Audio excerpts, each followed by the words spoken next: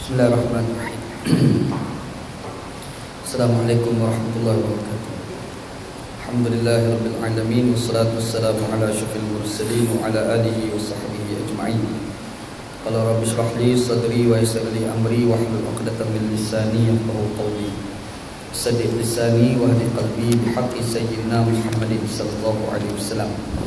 Ba'da fa inna asdaqal hadis kitabullah wa khairal hadi hadi Muhammadin sallallahu alaihi wasallam. Syarrul umuri muhdatsatuha wa kullu muhdatsatin bid'ah. Allahumma 'allimna ma jahilna, ya Allah ya Tuhan kami, ajarkan kepada kami apa yang kami jahil. Wa dzakirna ma nasina, ingatkan balik kepada kami apa yang telah kami lupa. Allahumma faqihna fid din, ya Allah ya Tuhan kami, fahamkan kami agama. Wa 'allimna ta'wil, ajarkan kepada kami Al-Quran. Allahumma rzuqna 'ilman nafi'a, ya Allah ya Tuhan kami, rezekikan kepada kami ilmu yang memberi manfaat. Amalan salihan mutaqabbala, dan amalan yang salih dan amalan tersebut diterima. Rizqan halalan thayyiba, dan rezeki yang halal dan rezeki tersebut baik. Qala Allah Ta'ala fi muhkamit tanzil. A'udzu billahi minasyaitonir rajim. Bismillahirrahmanirrahim. Wa inna minhum la fariqan yad'una alsinatahum bil kitab litahsabuhu minal kitab wa ma huwa minal kitab wa yaquluna huwa min 'indillah wa ma huwa min 'indillah wa yaquluna 'ala Allahil kadhiba wa hum ya'lamun. Sadaqallahu alazim. Dan sesungguhnya ada daripada kalangan ahli kitab itu satu puak di kalangan mereka yang melembut-lembutkan lidah-lidah mereka ketika mereka membaca Alkitab, supaya kamu terpengaruh, kamu menyangka ia daripada kitab. Sebenarnya yang dibaca itu bukan daripada kitab. Dan mereka itu mengatakan perkara yang di sisi Allah Subhanahu wa taala, walhal yang dia cakap itu bukan di sisi Allah Subhanahu wa taala. Mereka berkata atas Allah Subhanahu wa taala dalam keadaan dusta, dalam keadaan mereka mengetahui. Sadaqallahu azim. Benarlah firman Allah Taala dalam Al-Quran, surah Al-Imran ayat ke-78. Alhamdulillah, syukur pada Allah Subhanahu wa taala, pada malam ni kita bertemu di masjid kita untuk kita sambung pengajian tafsir kita. Mudah-mudahan dengan pengajian tafsir kita pada malam ni mendapat keberkatan di sisi Allah Subhanahu wa taala, insya-Allah. Dalam bulan lepas kita ada cerita tentang amanah yang dilakukan oleh orang bukan Islam. Islam ni satu agama yang pentingkan kepada amanah. Amanah yang kita buat akan disukai oleh Allah Subhanahu wa taala dan disukai oleh manusia. Kita beramanah, Allah Ta'ala pun sayang, manusia pun sayang. Nabi SAW ni disayangi oleh manusia kerana amanah. Nabi SAW amanah sampai satu tahap orang perempuan pergi pinang Nabi SAW untuk nak ambil Nabi ni sebagai suami. Benda ni berlaku. Siapa dia perempuan tu? Khadijah radhiyallahu anha. Dia pinang Nabi. Khadijah ni bukan calon-calon manusia, jelitawan dan jutawan. Bukan sekadar jelitawan, bukan sekadar cun, kaya pula. Oh, syok lah Syekh. Kita boleh kahwin dengan orang perempuan lawa pun syok dah. Cuba kita bayangkan, kita boleh kahwin dengan orang perempuan bukan sekadar lawa, duit pula banyak. Kita fikir kalau kahwin dengan dia ni boleh lepak di rumah lah. Dia pergi buat kerja, kita makan minum dah cukup dah. Kita tidur bangun dia kalau dapat orang macam ni. Nabi SAW ni yang pinang dia ni jelitawan dan jutawan. Duit banyak, lepas tu comel pula, cun pula. Seronok tengok muka kawan ni. Nabi SAW dipinang kenapa? Amanah. Amanah yang ada pada diri Nabi SAW. Fahamnya Nabi Muhammad SAW disayangi oleh manusia kerana amanah. Orang yang amanah ni disayangi oleh Allah Subhanahu wa taala juga. Di samping kalau sekiranya kita tidak amanah, azab dia cukup besar di sisi Allah Subhanahu wa taala. Kita dah sebut hari itu kisah bagaimana Nabi Isa AS dia berjalan dekat satu tanah perkuburan. Di tanah perkuburan tersebut dia dengar orang bang kubur tu kena azab. Bila kena azab, dia confused. Nabi Isa ni timbul satu benda dalam pemikiran dia, kenapa orang ni kena azab. Last sekali dia minta orang bang kubur tu keluar bercakap. Sebab Nabi Isa AS ni antara mukjizat yang Allah Ta'ala bagi pada dia, dia boleh hidupkan orang yang dah mati. Minta Allah kubur tu keluar semua orang dalam kubur tu. Dia bagi tahu, aku ni kena azab kerana aku tidak amanah dengan sebab kayu ni. Dia diamanahkan untuk ambil kayu, hantar ke rumah tuan kayu. Dalam perjalanan tu dia makan, dia lapar, dia makan dulu. Lepas dia makan ada daging lekat je lagi. Dia guna lidah dia nak buang, tak terbuang. Dia guna jari dia tak terbuang. Last sekali dia ambil kayu yang dia diamanahkan tadi, sikit dia kayu untuk congkel gigi. Bahas kayu sebesar apa congkel gigi tu dia kena azab lubang kubur. Teruk sangat dia kena azab di dalam lubang kubur. Kita tak boleh nak bayanglah kalau azab diberikan kepada orang yang khianat, kayu sebesar pencongkel gigi pun begitu hebat dah azab dia. Macam mana pula kalau diberikan azab kepada mereka yang seleweng duit manusia sampai berjuta-juta ringgit, kan? Lagi besarlah azab di sisi Allah Subhanahu wa taala. Rupa-rupanya amanah ni bukan sekadar berlaku di kalangan orang Islam. Kadang-kadang amanah tu berlaku juga di kalangan orang bukan Islam.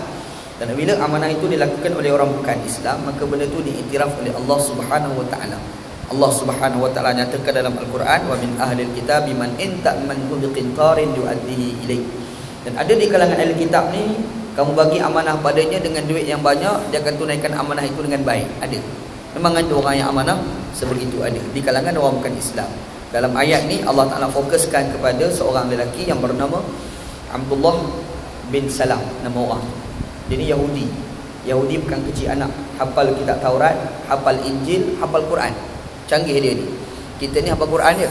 Ya hamba Allah nama Abdullah bin Salam ni, Quran pun dia hafal, Taurat pun dia hafal, Injil pun dia hafal. Tiga-tiga kitab ni dalam kepala dia. Canggih ni Pak Syekh. Cumanya asalnya dia bukan Islam, tapi amanah yang ada pada diri dia tu Allah Ta'ala tunjuk sayang Allah pada dia. Akhir sekali Allah Ta'ala bagi dayah pada dia, dan menyebabkan Abdullah bin Salam masuk Islam. Dan dia ni salah seorang yang dijadikan syurga semasa hidup. 10 orang yang dijadikan syurga masa hidup, antaranya adalah Abdullah bin Salam radhiyallahu anhu, seorang Yahudi. Okey, kenapa Allah Ta'ala bagi dayah pada dia? Antara faktornya amanah. Amanah yang ada pada diri Abdullah bin Salam itu. Jadi kita ni kena ada amanah. Bila kita amanah, insya-Allah Allah Ta'ala akan sayang kita, dan manusia pun akan sayang kita, insya-Allah. Dan rupa-rupanya amanah ni dalam Islam, dia bukan fokus kepada soal duit. Dia ada satu lagi amanah yang berkait dengan agama. Ada orang ni duit dia amanah, tapi agama pula tidak amanah. Yang ni lah berlaku pada orang Yahudi. Orang Yahudi ni dia amanah kadang-kadang bab duit, dia amanah.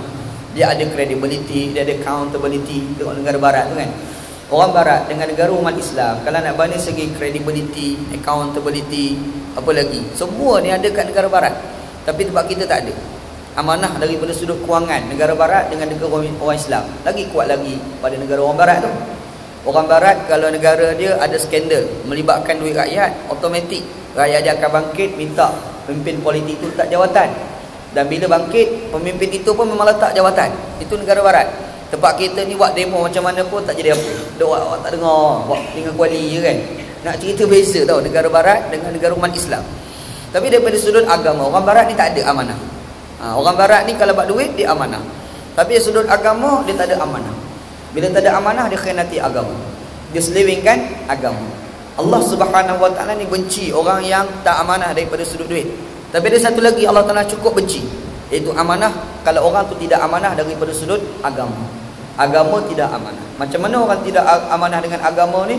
Sama ada dia tak menyampaikan kebenaran, ataupun disampaikan juga tapi diselewengkan ayat yang disampaikan itu. Ni berlaku Jadi tindakan itu Allah Subhanahu wa taala benci. Sampai satu tahap Allah Subhanahu wa taala kata la khalaqa lahum fil akhirah. Tidak ada bahagian untuk mereka di akhirat nanti. Akhirat nanti ini kalau kita tengok orang ni ada bahagian-bahagian dia. Ada orang yang mati syahid, Allah Taala bagi tempat dia. Ada orang yang soleh, Allah Taala bagi tempat dia. Ada orang ni amalan dia betul-betul nak ikut para nabi lalu dibangkitkan bersama dengan para nabi. Ada tempat-tempat yang dibangkitkan. Tapi orang amanah ni, kalau orang tidak amanah ni tak ada tempat di akhirat. Cuba kita bayangkan kalau kita duduk dekat negara kita, kita tak ada rumah. Agak-agak apa perasaan kita? Sedih Syekh, orang tak ada rumah. Masa pergi kat dataran hari tu ramai orang-orang tak ada rumah. Dia join sekali. Sebab bila budak-budak pergi tidur dekat dataran bawah kemah, ada orang bagi makanan.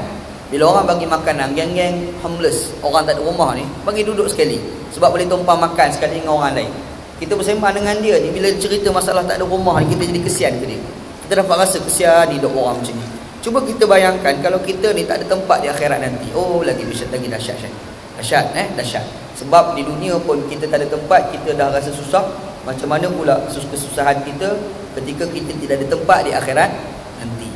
Dah lah tak ada tempat, nak pergi cari Nabi pula, nak minta tolong daripada Nabi Muhammad sallallahu alaihi wasallam pula boleh kata kepada kita suhqan. Suhqan ni makna bu'dan, pergi jauh. Jangan duduk dengan aku. Kenapa? Selewengkan kebenaran. Amanah agama ni kamu tidak tunaikan. Jadi disebabkan kau tidak tunaikan amanah agama, Nabi Muhammad SAW tak mengaku geng, Nabi Muhammad tak mengaku tim dia, Nabi Muhammad tak mengaku kawan, Nabi Muhammad SAW tak mengaku umat. Bila tak mengaku umat, tak ada tempat di akhirat nanti, wal'adzubillah. Bukan sekadar tu, wala yukallimuhumullah wala yanzuru ilaihim yaumal qiyamah. Allah Subhanahu wa taala tak nak bercakap dengan mereka. Bukan sekadar tu, tak nak tengok muka pula. Kita dengan mak kita nak bercakap, tiba-tiba mak kita tak nak bercakap dengan kita, kita rasa kelam dunia sekejap. Balik rumah lah, balik kampung bagi contoh kan, nak jumpa mak, lama sangat tak jumpa mak. Tiba-tiba dia jumpa mak, nak cakap dengan mak kata aku tak nak bercakap dengan kau. Bila mak cakap macam tu, kita punya dunia sekelam sekejap. Habis aku hari ni, mak aku tak nak bercakap dengan aku. Ataupun kita pergi masa mak kita dekat-dekat nak mati sebagai contoh, dekat-dekat je dengan nazak tu, yang kita ni adalah kesilapan kita dengan dia masa dia sihat dulu. Tapi bila nak mati, kita pergi ziarah dia, kita pun cadang nak minta maaf untuk saat yang terakhir. Masa kita pergi jumpa mak kita dengan nazak tu, tiba mak kata aku tak nak maafkan kau. Oh, jam kita Syekh. Masa tu jam, kita tak reti macam mana dah nak cakap masa tu kan. Kita keluar rumah tak kena duduk dalam rumah, tak kena tengok dinding, tak kena tengok lampu, tak kena semua tengok tak kena. Itu baru mak tak nak bercakap dengan kita. Macam mana pula kalau Allah Ta'ala tak nak bercakap dengan kita? Oh, lagi kelam dunia ni. Mak kita tak nak tengok muka kita, kita dah rasa kelam lah dunia ni. Macam mana pula kalau Allah Ta'ala tak nak tengok muka kita? Oh, lagi dahsyat lah. Memang kita akan rasa betapa susahnya hidup kita di akhirat pada ketika itu, alhamdulillah. Siapa yang Allah Ta'ala tak nak tengok muka ni? Siapa dia yang Allah Ta'ala tak nak bercakap dengan mereka ni? Mereka itu adalah orang yang tidak amanah daripada sudut agama. Kebenaran itu tidak mahu dinyatakan. Kalau mahu nak nyatakan, diselewengkan kebenaran tersebut. Sifat macam ini dibenci oleh Allah Subhanahu wa Ta'ala. Kita minta berlindung dengan Allah Subhanahu wa Ta'ala daripada jadi orang-orang seperti ini. Bahkan Allah Ta'ala nyatakan lagi, walahum azabun alim. Bagi mereka azab yang pedih. Pedih Syekh azab ni. Azab ni kadang-kadang Allah Ta'ala guna walahum azabun azim. Kadang-kadang Allah Ta'ala sebut walahum azabun alim. Azabun azim, azab yang hebat. Azabun alim, azab yang pedih. Ada azab ni, kadang-kadang kita sakit ni bentuk macam demam. Demam dia boleh bersembang ni. Duduk kat hospital, demam, datang seorang, kita nak bersembang dengan dia, kita boleh bersembang lah. Boleh bersembang apa khabar, sihat. Tapi ada satu lagi demam yang sakit ni, jadi kita tak boleh nak bercakap. Kalau nak bercakap rasa nak marah ke orang. Iaitu sakit yang berbentuk demam, berbentuk pedih. Sakit gigi sebagai contoh. Sakit gigi ni Syekh, tu ngak berasa. Orang mari bersembang dengan kita pun malah bersembang. Kita boleh sound pula orang tu, kau boleh duduk diam tak? Aku rasa nak penyimpak juga. Nampak? Sebab apa? Rasa sakit tu, ngak berasa tu. Ngak tu dengan demam tadi tu, baik sikit demam tadi tu daripada sakit ngak tadi. Pasal tak? Anak mana-mana pun ada cerita. Masa nak belajar di Pakistan dulu, ada seorang tu nama Maulana Azam Tariq. Maulana Azam Tariq nama Maulana. Tok guru hebat dekat Pakistan, mengajar banyak tempat, tapi pantang diberikan mikrofon. Sebab kalau boleh pakai mikrofon, dia akan kritik kerajaan Pakistan. Oh, kerja dia Maulana Azam Tariq. Mati dah Syekh ni, mati kena bom, orang tembak mati Syekh ni. Maulana Azam Tariq, dia ni bila beri mikrofon ceramah, dia kritik kerajaan. Naik atas mimbar, kritik kerajaan. Kalau bagi kuliah ni, dia akan kritik kerajaan. Orang sampai tanya, kau tak ada kerja lain ke? Dia kata tak boleh, kerajaan ni zalim sangat, dia kena lawan. Dakwa je, kata je perlembagaan Quran hadis, tapi amalan Islam tu tak ada. Last sekali kerajaan dibengang dengan dia, kerajaan tangkap dia, bubuh dalam penjara. Ni Maulana Azam Tariq nama dia. Duduk penjara sampai 2-3 tahun duduk penjara. Jadi bila keluar daripada penjara, pergi ziarah Maulana Salimullah Khan. Maulana Salimullah Khan ni Tok Guru Wana. Maulana Tok Guru Wana mengaji Imam Sahih Bukhari. Tok Guru Wana mengajar Bukhari itulah Maulana Salimullah Khan, nama Tok Guru Wana. Tok Guru Wana ni orang hebat di Pakistan, sebab dia ni ketua Wefaq Pakistan. Ketua Wefaq ni mana dalam aliran Deobandi ni, ketua rujukan utama di Pakistan tu Maulana Salimullah Khan, nama Tok Guru tu. Jadi dia mari ziarah Maulana Salimullah Khan. Ziarah, jadi kita nak murid ni bila dengar Maulana Salimullah Khan ni datang, kita pakat-pakat berhubung pergi tengok Syekh ni. Dia tunjuk kaki dia, kuku kaki ni tak ada. Kuku ni tak ada, kuku kaki. Kaki kanan ni kuku tu tak ada. Dan kita tengok kulit, tak ada kulit. Sebab apa? Kita tanya seorang budak, kita tanya, kenapa tak ada kuku? Dia kata masa aku dalam penjara tu, polis tu cabut kuku aku tu hidup.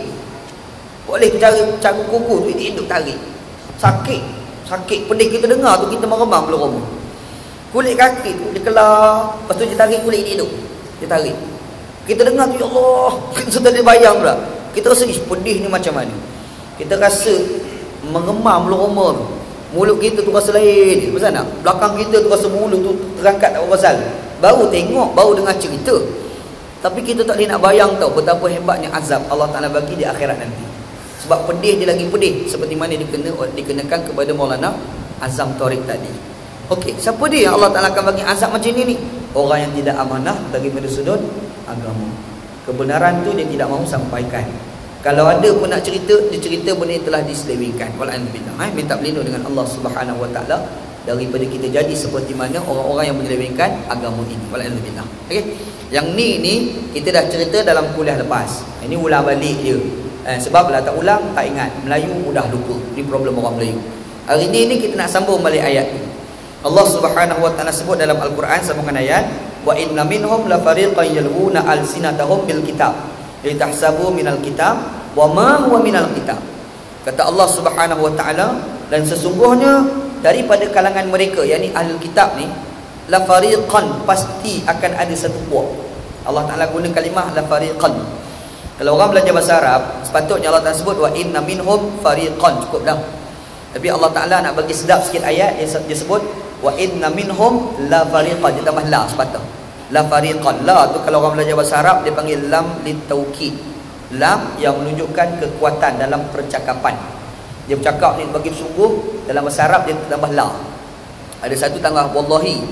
Wallahi, demi Allah saya nak bla bla bla. Dia cakap kan, demi Allah kalau orang Melayu kita. Kalau orang Kelantan tu acu kape, kita orang Kelantan lah. Jam Syekh sembang macam tu. Dia sembang-sembang, kita tak nak percaya. Aku tak nak percaya kau cakap acu kape, acu kape. Allah, kape terus boleh kerja. Ni orang Kelantan punya style. Dia ni cagar-cagar iman terus. Kalau tak percaya cakap dia. Ni style Kelantan. Tak elok saya cakap macam tu, tak elok. Cakap acu kape tu tak elok, pergi kape kat orang lagi tak elok. Ni berlaku sekejap tu kan. Anda pun tak faham lah kenapa ada orang boleh kata Tunku Nazir ni kapi. Anda tak faham. Anda tak boleh terima tau dengan akal yang sihat. Anda rasa bukan Anda lah, orang lain pun tak boleh terima dengan akal yang sihat. Apa-apa parti pun tak boleh terima. Bahkan ada orang Cina yang kapi tu kata tak boleh nak kata Tunku Nazir tu kapi. Kapi tu, dia kata saya yang kapi harbi ni pun tak boleh terima ni Aziz tu kapi. Kata kapi tu elok lah tu kan. Tapi ada orang Islam kita sedap-sedap kata korang kapi. Bahaya kapi korang ni. Sebab kapi korang ni nanti kapi tu pergi ke diri kita sendiri. Alhamdulillah. Ingat kapi kalau kita tunjuk korang mu kapi. Kalau kita kata mu kapi tu tak pasal-pasal pergi kat kita. Kita pergi kata kapi tu pula bukan orang cokiam ni, orang Syekh. Hak jenis orang jenis hidup dia dengan tahajud. Hidup dia dengan semayang Jumaat. Orang hak cakap ni Quran hadis di mulut. Tiba-tiba kita pergi kata kapi ke dia. Allahu Akbar. Tak kena sangat lah. Jangan-jangan. Perbuatan tu tak elok. Perbuatan itu dihalang di dalam Islam. Kalau kita perhati sendiri, Nabi SAW, Nabi Muhammad tak pernah tunjuk orang tu kafir. Tak ada. Nabi Muhammad tak pernah sebut lagu tu. Kalau sebut ciri-ciri tu cerita lain. Ciri-ciri orang kafir 1, 2, 3, 4. Orang tu berasa hati, dia punya pasal. Siapa suruh berasa hati kan? Siapa yang makan lada dia akan terasa pedas. Tu kaedah dia. Tapi nak pergi tuju orang tu khusus kafir ni tak boleh. Tak boleh. Perbuatan tu haram. Yang lagi bimbang, kafir tu kena pada diri sendiri. Alhamdulillah. Minta balik dengan Allah Ta'ala. Tak apa, yang kita nak bagi tahu ni, masa kita bercakap nak bagi percaya tu, dia kena tambah taukid. Kalau Arab tu inna, contoh inna, sesungguhnya. Tanpa nak sedap lagi, wallahi inna, demi Allah sesungguhnya pula. Double dia sungguh bercakap. Dalam ayat ni Allah Ta'ala guna la fariqan. Sesungguhnya di kalangan ahli kitab ni la fariqan, pasti akan ada. Tu terjemahan dia. Pasti akan ada. Apa kena dia orang? Yalwuna alsinatahum bil kitab. Mereka melembut-lembutkan lidah mereka ketika membaca Alkitab. Baca kitab tu bagi sedap. Kita dibaca Quran dengan bacaan yang sedap ni digalakkan. Baca Quran ni biar berlagu. Laisa minna man lam yataghanna bil Quran. Bukan di kalangan kami orang yang baca Quran tak ada lagu. Maknanya kita baca Quran berlagu ni dituntut. Ustaz, saya nak baca berlagu tapi tak sedap. Tak apa. Orang A kata tak sedap, mungkin orang B kata sedap. Sebab sedap tak sedap ni dia benda subjektif. Dia tidak boleh letak absolut semua orang setuju. Tak boleh. Dia tak boleh Syekh. Sedap, apa lagi? Cantik. Dia tak boleh umum kata benda tu cantik. Tak boleh. Ada orang A kata cantik, ada orang B kata tak cantik. Siti Nurhaliza ni cantik bila Datuk K kata cantik. Kalau tanya Datuk W belum tentu lagi cantik. Siapa dia Datuk W tu pulang lah. Tu pula. Tapi nak bagi tahu dia tak boleh tahu nak kata semua tu cantik. Orang kata Fasha Sanda cantik. Cantik lah. Cantik lah Fasha Sanda tu. Tanya anak kata cantik lah. Tanya anak lah.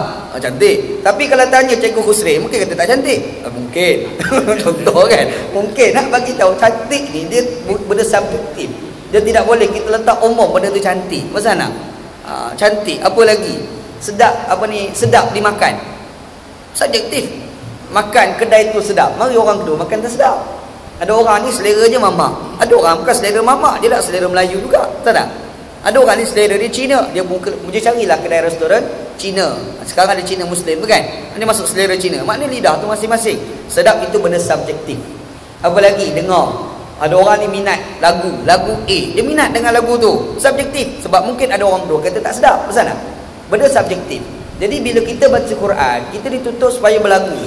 Berlagu tu dituntut. Apa tujuan? Supaya kita ni diakui umat oleh Nabi Muhammad sallallahu alaihi wasallam. Nabi sallallahu alaihi wasallam kata, "Man laisa minna man lam yataghadha bil Quran." Bukan di kalangan kami orang yang baca Quran ni tidak ada lagu. Bacalah Quran ni berlagu. Sedap tak sedap tu subjektif. Ada orang A kata sedap, ada orang B kata tak sedap. Bahkan kalau kita semayang, kita latih Pak Imam baca Quran sedap ni salah satu kesempurnaan bagi semayang. Kita di semayang jemaah Selalu kita dengar orang baca Quran lah. Selalu dengar baca Quran dekat orang pasang dekat kedai-kedai CD. Siapa dia baca Quran? Imam Sudaisi, Pak Imam kau. Sedap tu Allah Ta'ala Maha tu. Tu dengar dia baca Quran. Tiba-tiba kita pergi ke Mekah. Live kita dengar Pak Imam tu baca Quran. Oh, rasa macam tak nak berhenti semayang. Bila dia rokok tu, Allah habis dah semayang. Apa sana? Timbul perasaan tu. Sebab apa kita boleh shock feel dalam semayang tu? Sebab Pak Imam tu baca sedap. Pak Imam tu baca Quran sedap. Dekat Shah Alam tu ada seorang Pak Imam. Quran cukup sedap. Dekat surah Al-Munawwarah. Kalau pergi surah Al-Munawwarah tu, Pak Imam situ tu mesti lepasan daripada Syubra. Pak Imam lepasan daripada Syura di Mesir. Orang mengaji di Syubra ni, dia mengaji qiraat. Dia bukan sekadar berlagu, dia belajar pula qiraat. Qiraat ni bukan 2-3 qiraat, 7-8 qiraat dia belajar. Macam mana bacaan Warash, macam mana bacaan Hafs, macam mana bacaan Rafi'. Tu adalah ulama-ulama dalam ilmu tajwid. Dia boleh baca dengan pelbagai-bagai jenis bacaan. Dia baca pada rakaat pertama ni dengan lagu yang pertama, Bayati sebagai contoh. Dia mari rakaat yang kedua, dia baca pula lagu dengan lagu Hijazi. Syok kita dengar dia baca Quran. Habis semayang tu, kita termenung, Allah pendeknya baca Quran. Nampak? Syok. Nak bagi tahu semayang itu jadi syok kerana baca Quran sedap. Baca Quran sedap tu jadi syok. Pasal nak? Orang minat lagu, dengar lagu macam mana agak-agak. Layan Syekh nak kereta dengar lagu. Layan balik sampai dah. Nampak? Perasan. Kan? Nanti berlaku tu. Jadi dia berlaku macam tu. Tiba-tiba kita semayang, kita lantik Pak Imam baca Quran sedap. Dia telah menyempurnakan semayang jemaah itu sendiri. Jadi kalau nak lantik Pak Imam ni, lantik Pak Imam baca sedap lah. Umum yang mengatakan sedap lah. Kan? Nanti kita kata sedap, kita seorang kata sedap. Wali semua kata tak sedap. Tak ada juga. Kita ni kadang-kadang Syekh nak buat apa benda, biar dinilai daripada kerangka umum. Jangan dinilai kerangka individu. Macam kita pakai minyak wangi. Kita pakai minyak wangi ni biar kita pun kata sedap, orang lain pun kata sedap. Jangan kita rasa sedap, orang lain rasa busuk. Kita ni rasa, sedap dah ni, kita dah rasa. Yang member sebelah entahlah kata pusing. Pai pusing. Kenapa minyak wangi kita pelik sangat? Contoh kan. Jangan macam tu, biar kita pakai minyak wangi ni, orang lalu, hai sedap minyak wangi kamu ni. Biar macam tu. Macam mana? Serupa juga bila kita ni nak tolong orang jadi imam, Pak Imam yang dilantik itu bacaan Quran dia senang, nisbah kepada orang ramai mengatakan bacaan tu sedap. Macam mana? Biar macam tu. Rupa-rupanya ada juga orang baca sedap tapi bukan dengan tujuan yang baik, dengan tujuan yang tak baik. Allah Ta'ala sebut dalam Quran. Ini kata Allah, wa inna minhum la fariqan yalwuna alsinatahum bil kitab.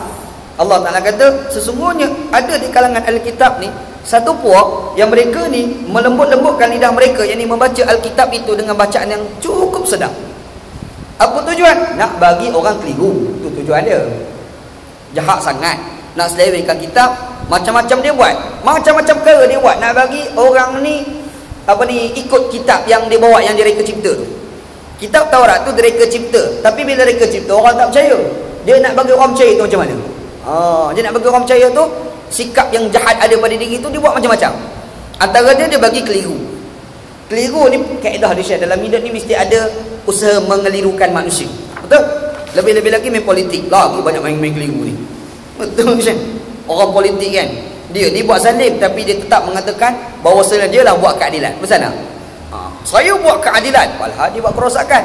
Kenapa dia pergi ungkap juga buat keadilan, walhal dia buat kerosakan? Nak bagi keliru, nak bagi minda orang tu tak perasan. Ahli politik bila masuk pilihan raya, dia pergi ziarah. Bila pilihan raya ni pakat-pakat rajin, yang tak pernah ziarah rumah orang, pilihan raya mesti pergi ziarah rumah orang. Percayalah aku cakap, betul. Ahli politik ni dia tak pernah pergi jalan rumah rakyat ni, tapi pilihan raya memang tiap hari jalan rumah rakyat, pergi satu-satu bersalam dengan seorang. Korang kawan tu tangan tak sempat nak basuh lagi, nak makan nasi tu tak sempat nak basuh, pergi bersalam. Kita pun salam tu genggam kuat-kuat, walhal dalam hati cakap, Allah habidah tangan aku hari ni. Orang pula kata minta maaf. Tak ada apa pun.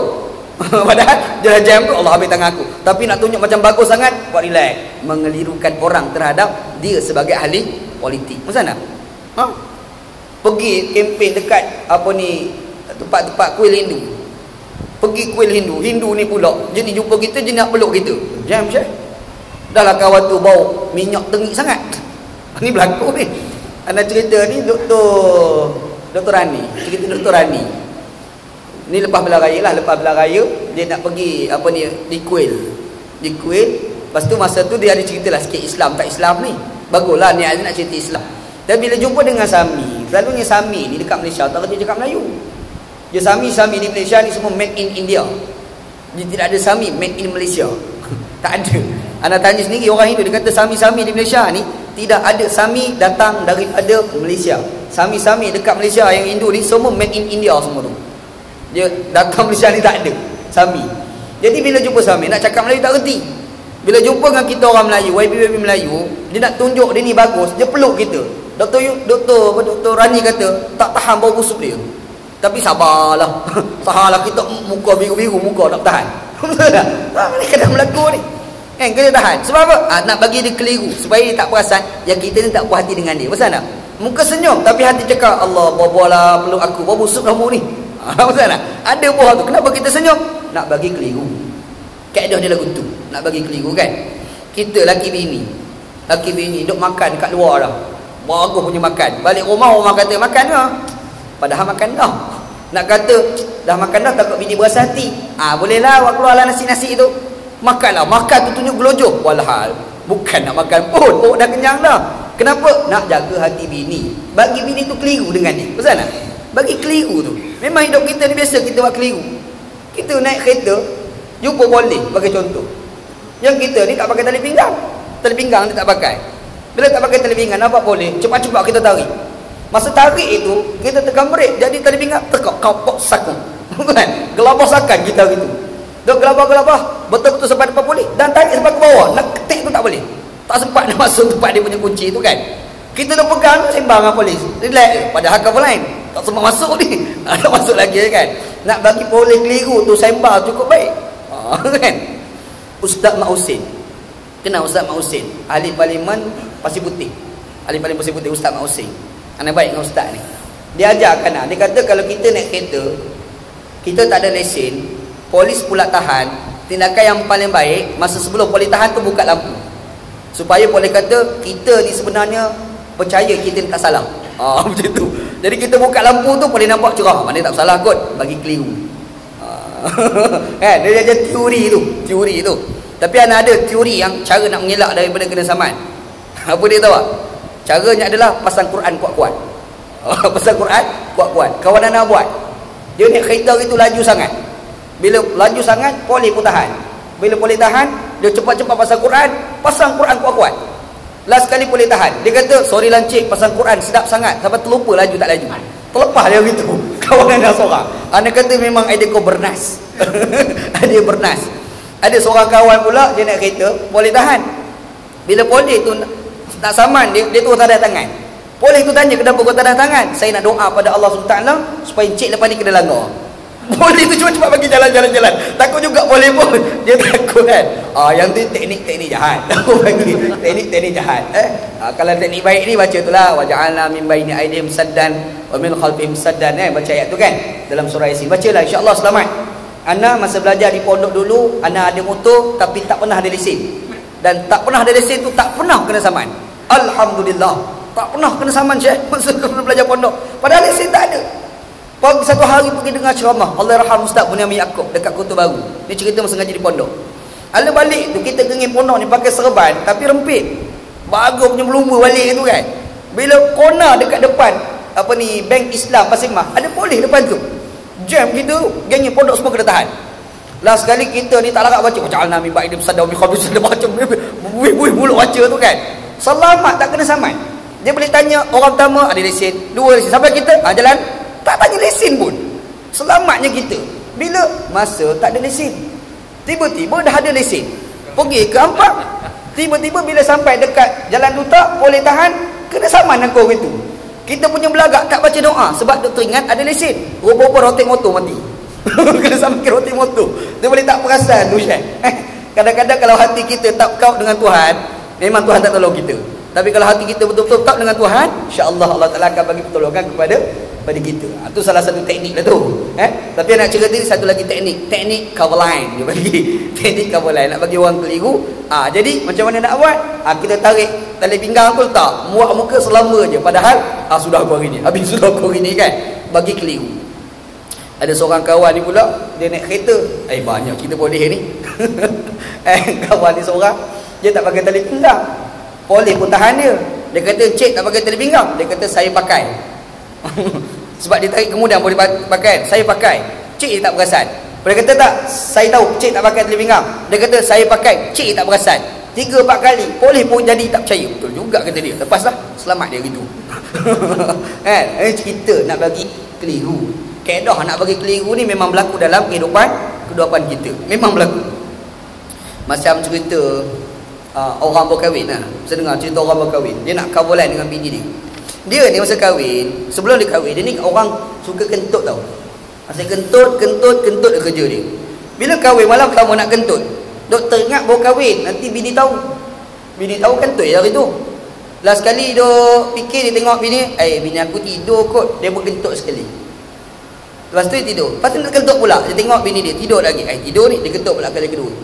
Esok pagi masa time makan, dia cakap ke bini dia, Yang semalam you tidur, you tak ada dengar ke apa-apa? Boleh tanya bini lagu tu. Bini kata apa? Jangan bimbang bang, 2 kali saya tak dengar. 2 kali tak dengar, mana dengar? Kalau sebut 2 kali kan. Ini tak pandai cover line dia bagi. Nak cover line terkantui dia bagi kan. Tak pandai. Orang Yahudi ni dia pandai cover line. Nak bagi tahu orang Yahudi ni bagi keliru nak cover line cukup terror nak cover line. Allah Subhanahu Wa Taala sebut antara cara dia orang cover line nak tunjuk macam dia orang ni betul, nak bagi kita keliru tu. Macam ni dia orang buat? Dia orang buat kitab mereka sendiri dan dia orang baca kitab tu dengan bacaan yang sedap. Nampak? Dia baca dengan bacaan-bacaan yang sedap. Apa tujuan? Litahsabuhu minal kitab. Supaya kamu yang orang Islam tu menyangka itu datang daripada kitab. Kamu kata inilah kitab sebenarnya. Tu tujuan yang dilakukan oleh orang Yahudi. Oh jahat Syekh. Jahat. Kita ni naik kereta tau. Naik kereta, tiba-tiba kita follow satu kereta tu tak bagi lampu masuk kanan. Terus masuk kanan. Apa perasaan kita masa tu? Kita maki tahagaban. Apa? Tak reti orang. Tak reti hormat orang. Kita maki sakan tu. Sebab apa? Marah. Isu je, marah. Kawan Nana seorang.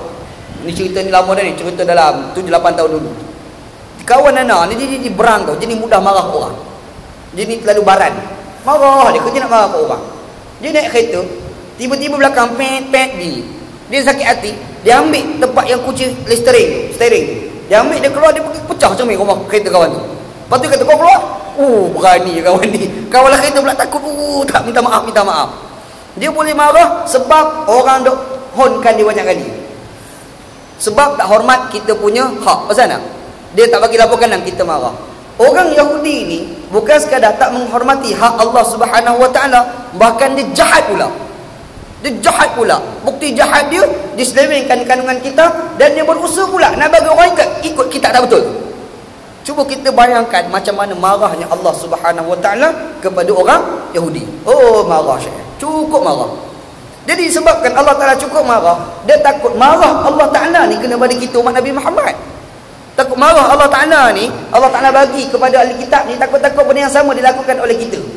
Allah Ta'ala pun datang ayat yang kita baca ni. Pesanan ni supaya kita tak jadi seperti mana mereka. Supaya kita ni boleh sesat. Tujuan orang Yahudi, Allah Ta'ala jawab, wa ma huwa minal kitab. Kamu dah ingat tu kitab sungguh? Sebenarnya itu bukan kitab. Allah Ta'ala jawab. Kaedah kalau dah tuduh, kita kena jawab. Ni Islam ajar pun macam tu. Al-bayyinatu 'alal mudda'i wal yaminu 'ala man ankara. Bukti kalau menuduh. Dia buat kesamaran, nak memburukkan imej kita sebagai contoh. Kaedah kita untuk menyelamatkan diri, Islam ajar al-yamin, sumpah. Apa tujuan kita bersumpah? Nak membuktikan bahawasanya kekeliruan yang diciptakan itu adalah tak betul. Orang keluar macam-macam yang tuduh kita, berzina lah apalah kan. Jadi kita ni nak selamatkan diri kita daripada orang percaya dengan kekeliruan yang diciptakan oleh musuh kita. Macam mana kita nak buat? Bersumpah. Quran aja. Nabi Muhammad SAW aja. Al-bayyinatu 'alal mudda'i wal yaminu 'ala man ankara. Bersumpah ni satu penjelasan untuk nak menghilangkan kekeliruan. Allah Ta'ala pun dia buat satu penjelasan. Bila orang Yahudi buat kekeliruan, Allah Ta'ala buat penjelasan. Apa penjelasan Allah? Wa ma huwa minal kitab. Ni diorang nak bagi keliru, nak bagi kau percaya itu sebenarnya kitab. Sebenarnya itu bukan kitab sebenarnya. Itu bukan kitab. Jawab Allah Subhanahu wa Ta'ala. Satu dah. Jahat dia. Yang lagi jahat ni Allah Ta'ala cerita. Apa kata Allah? Wa yaquluna huwa min indillah wa ma huwa min indillah. Mereka mengatakan kitab itu sebenar datang daripada Allah SWT. Oh, lagi jahat. Orang panggil menipu atas nama agama. Kita menipu yang biasa-biasa pun kita marah. Marah Syekh. Kita sembang sama-sama kawan kita, sembang-sembang menipu. Allah bengangnya aku dengar orang sembang macam tu kan. Marah Syekh. Anda pernah kena banyak kali tu. Ada seorang ahli politik, bekas timbalan ketua menteri Pulau Pinang. Siapa dia tu fikirlah sendiri. Dia ni kan, kau ambil anak dulu, kau ambil kita lah. Masa dia letak jawatan, buat satu pertemuan dekat rumah Anwar Ibrahim. Anda pergi hari tu. Masa time makan tu duk sembang, duk cerita. Dia cerita 1, 2, 3, 4. Kita dengar ni, kita percaya bulat-bulat tu apa yang dia cerita. Oh, hebat kau ni. Tiba-tiba boleh terkantoi je penipuan. Sebab dia cerita minggu lepas aku pergi dekat Indonesia, kata dia. Woi, buat apa? Aku pergi ziarah ke satu pesantren. Pesantren Sunan Kalijaga. Kita tak tahu kat mana sebab tak pernah sampai. Dia kata pesantren tu ada seorang kiai. Kiai tu dia buat keluar satu jeluk air. Dalam jeluk air tu dia tertulis nama-nama calon-calon Perdana Menteri dan calon-calon timbalan Perdana Menteri. Tu, dia boleh cerita tu. Kita tengok, boleh percaya ke ni? Start dah tu tak percaya kan. Lepas tu, senarai tu dikupas, diundi-undi. Rupa-rupa calon Perdana Menteri adalah Anwar Ibrahim. Kata kawan tu, timbalannya aku. Menipu dah. Hari tu kita dengar menipu dah hari ni, menipu dah. Kita pun tulis SMS kat kawan kita sebelah. 2-3 orang kawan hantar mesej ke dia. Kau boleh percaya ke mangkuk ni bercakap? Kawan tuan kata apa? Dia belah. Kita belah tu, kita gelak sakan tu. Kata nak menipu atas darat tu. Oh, sakit jiwa kan jumpa orang kaki menipu ni. Ada dia cakap tu macam betul tak, sebab tak betul pun. Cara dia goreng tu habis kita hangit tu. Bukan hangit biasa ni, hangit letung. Hangit letung kita ni kan, kena goreng dengan dia. Orang Yahudi ni Syekh, dia bukan goreng benda-benda berkait dengan kehidupan. Agama lagi dia goreng. Agama tu pun dia tipu. Dia cerita pasal agama ni, dia cerita tu macam dia memang betul tu, yang Islam tak betul.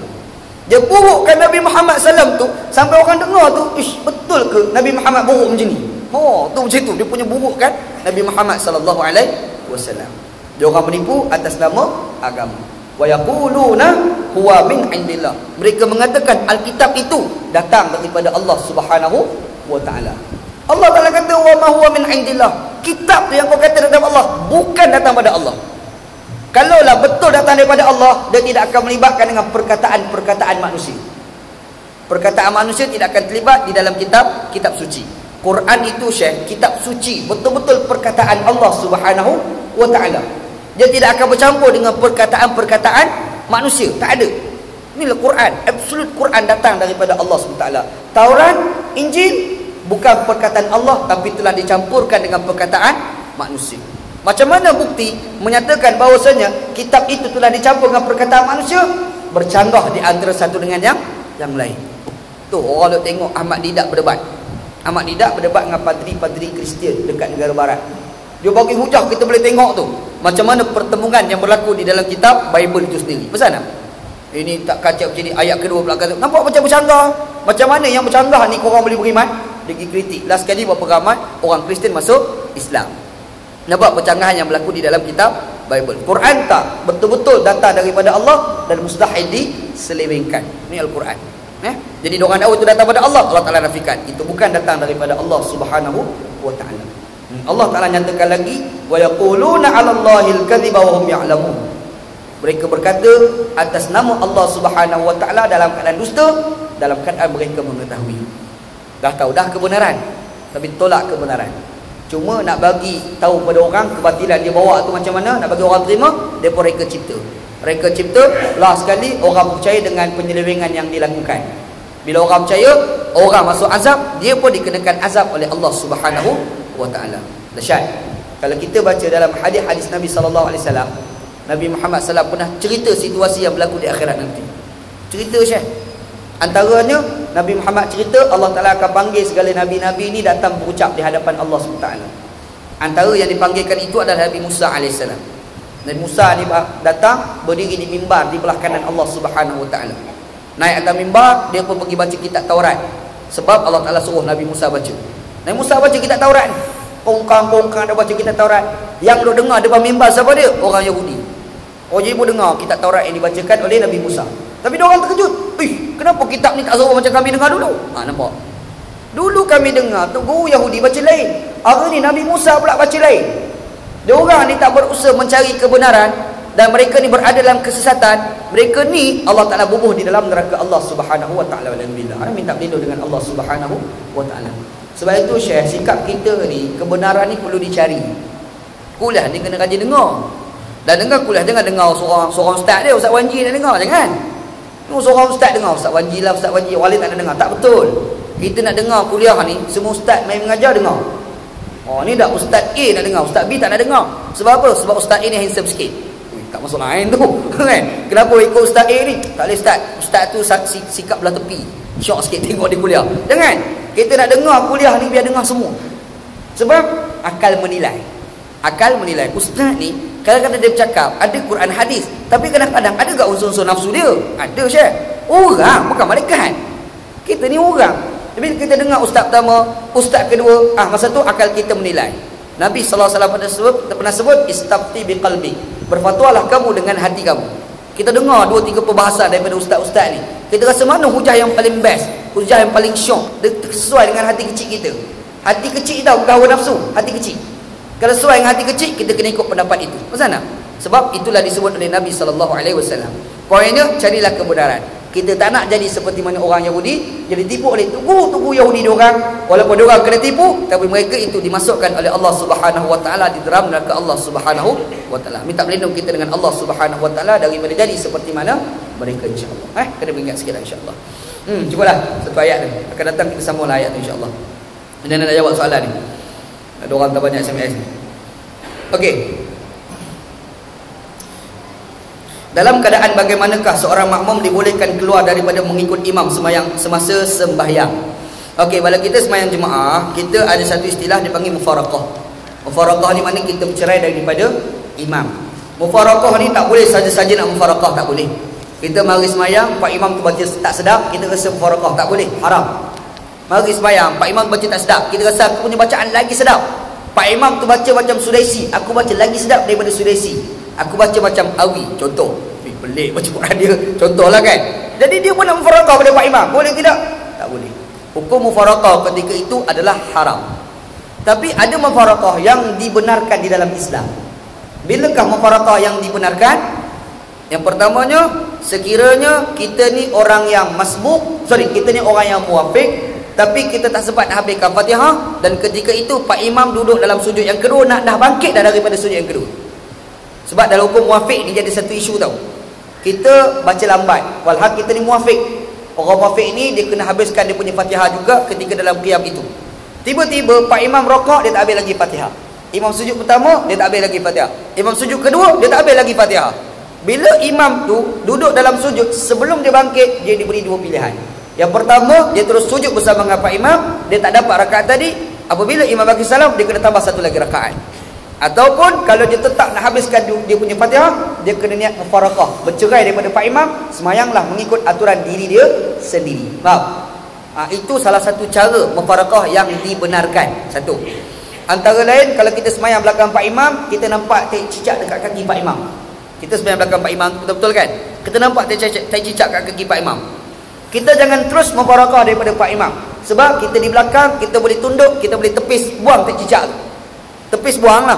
Masa tepis lekap pula celah tangan. Jam bulak gitu bulak tangan kan. Tapi kita kena tepis buang. Sebab benda tu boleh dibuang. Kita tidak boleh mufaraqah. Tapi kalau kita tepis, terlekat lagi. Tepis, lekat juga. Tepis, masa tu baru boleh mufarakah daripada Pak Imam. Boleh faham? Maknanya bukan terus mufarakah tau. Tak pasal-pasal nak mufarakah, hukum mufarakah itu boleh jadi haram. Tu kena ingat insya-Allah. Kita baris sembahyang dengan Pak Imam, ada nampak darah dekat kain Pak Imam. Itu tak boleh tepis tu. Itu memang kena kau keluar sembahyang, kau tukar kain. Sebab kalau kita nak suruh Pak Imam tu tukar kain ketika sembahyang, nanti kita pula bakat melompat. Kan? Jadi yang tu boleh mufarakah. Yang tu dibenarkan kita mufarakah. Boleh. Maknanya dalam beberapa keadaan mufarakah itu dibenarkan. Dalam beberapa keadaan mufarakah itu boleh jadi haram. Mufarakah maknanya kita dah ikut Pak Imam. Lepas tu berlaku beberapa perkara, kita bercerai pada Pak Imam. Itu makna mufarakah. Tapi kalau kita start mari-mari tu tak ikut, orang tak panggil mufarakah tau tak? Itu orang panggil tak ikut terus. Dia mari sini sembahyang, adalah Pak Imam seorang. Pak Imam tu pula Pak Imam Wan Malaysia. Contoh, kalau Pak Imam Wanji tahan lagi. Pak Imam Wan Malaysia, masalah dia. Bila Pak Imam Wan Malaysia, dia tak puas hati dengan Pak Imam Wan Malaysia tu. Dia pun ketua keluar. Selisih seorang kawan. Kenapa tak sembahyang sekali? Saya ni mufarakah dengan Wan Malaysia. Contoh. Itu bukan mufarakah, itu tak ikut terus dia panggil. Dua benda berbeza. Mufarakah ni dah ikut dah. Lepas tu dia bercerai daripada Pak Imam. Tu kena ingat insya-Allah. Mana mufarakah ni beberapa keadaan memang dibenarkan, tak ada masalah. Okey, kalau kita langgar anjing dengan kereta, perlu ke samak tempat yang terkena anjing tersebut. Jadi kereta terlanggar anjing. Yang pertama, jangan sengaja langgar anjing. Nampak anjing tu tak pasal-pasal pergi kerja nak pergi langgar anjing. Kalau anjing tu nanti bercakap Syah, dia demonstrasi, mampus kita. Angkat bendera, kenapa langgar kami tak bersalah. Macam kita kan. Jangan langgar anjing ni. Anjing ni makhluk Allah macam kita juga. Dia tu makhluk Allah macam kita je anjing tu. Cuma beza dia anjing, kita tak anjing. Tu je. Perangai macam anjing belum bagak manusia ni. Kan? Okey, jadi anjing ni kita tak boleh nak langgar tu pasal. Kita baca dah hadis Nabi sallallahu alaihi wasallam bagaimana ada orang perempuan yang melakukan dosa besar diampunkan oleh Allah SWT semata-mata bagi minum kepada anjing. Kan berlaku dalam hadis. Kalau diampunkan dosa, kita tolong anjing bagi minum, macam mana pula kalau kita berusaha nak bunuh pula anjing? Cuba kita bayangkan azab Allah Taala akan bagi. Sebab tu jangan khianat anjing. Yang kita cerita ni terlanggar, bukan sengaja langgar. Naik kereta atas highway, laju dia bawa tak perasan, lalu seekor anjing terlanggar. Mati anjing tadi. Masalah anjing mati Tuhan. Yang kita timbul kereta tu kena samak ke tidak? Tu isu dia. Jawapannya tak perlu samak. Sebab najis-najis ni tidak ada pada kita yang kalau ada pada kita menyebabkan sembahyang kita tak sah. Kalau ada pada kita menyebabkan sembahyang kita tak sah. Bermakna kalau kita tak sembahyang, najis tu ada pada kita, tak wajib basuh. Kalau basuh tu sunat. Tapi kalau kita nak tunaikan kewajipan sembahyang sebagai contoh, baru wajib kita basuh najis tadi. Faham? Ada ke orang sembahyang atas kereta? Soalan ada. Ada ke orang bawa kereta sekali pergi sembahyang? Tak ada. Jadi tak payahlah. Nak basuh tu tak payah. Tapi kalau rajin sangat, itu soal nombor 2. Terlebih rajin. Kan? Terlebih rajin. Dalam mazhab Asy-Syafi'i, anjing ni yang kena basuh ni, badan ke air liur, semua kena basuh. Syafi'i. Mazhab Hanafi, mazhab Maliki, tak payah basuh kalau kena dekat badan anjing. Air liur anjing, Hanafi kata wajib basuh. Maliki kata kalau kena air liur anjing, sunat sahaja basuh. Itu di dalam mazhab. Kalau ikut mazhab Syafi'i, memang kena basuh. Kalau nak basuh juga, sunat. Benda-benda tadi kan. Dalam mazhab lain, tak payah basuh pun tak ada masalah. Hukum dia begitu, insya-Allah. Tak apalah, jangan langgar anjing lah. Marah anjing tu.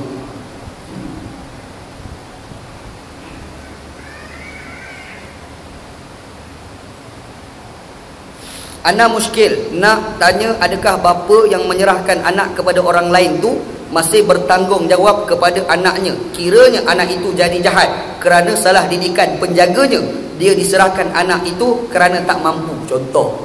Contoh dia ada anak, lepas tu miskin, dia pun bagi pada orang lain. Orang tu ambil bagian angkat. Anak tu bukan besar dengan dia, besar dengan penjaga tadi. Bila besar budak tadi, budak tu jadi jahat. Adakah bapa kena tanggung dosa budak tu? Soalan soalan ni macam tu. Cek sini la taziru waziratan wizra ukhra. Allah Taala sebut Quran, satu dosa orang tu tidak menanggung dosa orang lain. Kita ni takkan tanggung dosa bapa kita. Bapa kita tidak akan tanggung dosa kita. Yang menanggung dosa ni yang berbentuk tiru. Man sanna sunnatan sayyi'ah fa 'alaiha wizruha fa 'alaihi wizruha wa wizru man amila biha. Barang siapa yang melakukan satu amalan jahat, orang tiru tu dia boleh dapat dosa, kita kena tiru pun boleh dosa. Orang tu tiru. Sebab apa? Kita tukang ajar. Faham? Bapak ni dia tak jaga anak, orang lain jaga. Anak tu jadi besar, jadi penyamun. Adakah bapak tanggung dosa? Tak tanggung dosa. Kecuali kalau bapak ni buat satu benda jahat, anak tiru. Tiru tu baru dapat dosa. Faham tak? Bapak ngisap rokok, anak tengok. Bapak ngisap rokok. Dia bisa rokok tiru bapak. Bapak pun dapat dosa anak isap rokok. Padan muka bapak tu. Kan? Poin aku jangan isap rokok. Tu poin akunya. Jangan isap rokok, berhenti isap rokok. Kalau nak isap rokok sangat, kalau isap rokok rasa nak jadi mati, contoh, isap rokok dalam jamban. Biar orang tak tengok. Sebab kalau isap rokok depan orang ramai, nanti ada orang tiru. Bila orang tiru, kita pun dapat dosa. Wala'idzubillah. Dah lah isap rokok tu dosa dah. Orang tiru dapat dosa. Kan tak pasal. Kan lagi baik tak isap rokok. Kan? Tu lagi baiklah insya-Allah.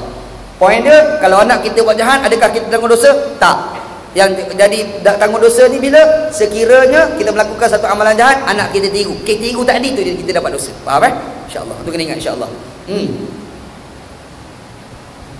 Okey, soalan dia bagus. Apa hukum tahan kentut? Tahan je lah. Kan? Apa hukum tahan kentut? Sayang wuduk takut batal, malas nak pergi ambil wuduk lain. Dia nak mari semayang, nak kentut ni. Allah, semayang dekat lagi nak semayang isyak. Ustaz ni pula lambat kuliah. Dia pun tahan kentut. Tahan sampai biru muka-muka. Tonton kentut kan. Masa semayang tu, Pak Imam pula pergi baca panjang, hati tak larat nak maki Pak Imam. Contoh. Apa hukum tahan kentut ketika itu? Contoh hukum adalah makruh. Hukum tahan kentut ketika itu adalah makruh. Kaedah kita ni sebelum semayang, kentut ke nak buang air, selesaikan dulu. Nak buang air, pergi buang air. Nak buang air besar, kecil, pergi selesaikan dulu. Kentut dulu, pergi ambil semayang. Jangan kita tahan. Sebab kalau Pak Imam tu baca panjang, habis kita gitu Syekh. Duk tahan, ya Allah, Pak Imam tu pula baca panjang, kita pergi kutuklah hati tu. Tak reti-reti ke Pak Imam tu kan. Jadi hal. Jadi kaedah dia pergi buang air kecil dulu, buang air besar dulu, kentut selesai, ambil wuduk, baru kita mari semayang jemaah. Tahan juga hukumnya adalah makruh. Tak haram, tapi makruh. Gitu.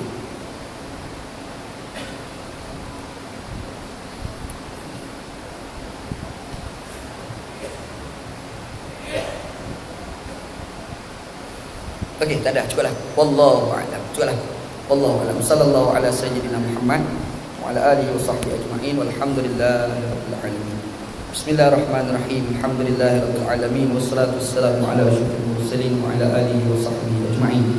Allahumma rzuqna ilman nafi'a, ya Allah ya Tuhan kami, rizkikan kepada kami ilmu yang memberi manfaat, wa amalan salihan taqabbala, dan amalan yang saleh dan amalan tersebut diterima, wa rizqan halalan thayyiban, dan rezeki yang halal dan rezeki tersebut baik. Rabbana atina fid dunya hasanah, ya Allah ya Tuhan kami, berikan kepada kami kehidupan kami yang baik, wa fil akhirati hasanah, dan bil akhirat baik, wa qina adzabannar, selamatkanlah kami daripada azab api neraka. Sallallahu ala sayyidina Muhammad wa ala alihi wa sahbihi ajma'in. Alhamdulillah. Qabbalallah.